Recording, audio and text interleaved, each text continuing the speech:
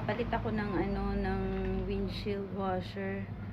Actually, first time kong gagawin to. So, may nabili ako na na ready to use. Yan. Let's go.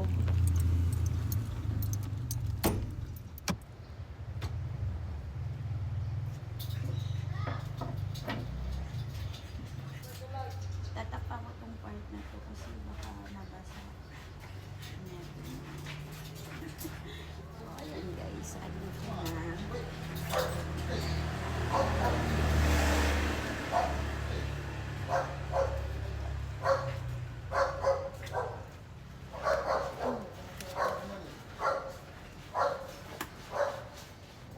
Ganun lang pala kadali magpalit ng windshield washer. Anyway, check natin kung effect.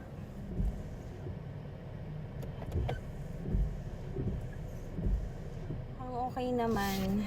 Hindi lang siya masyadong mabula kasi someone told me okay pa rin pagka may halong distilled water para if ever daw hindi magbabara yung pinakamotor ng windshield washer.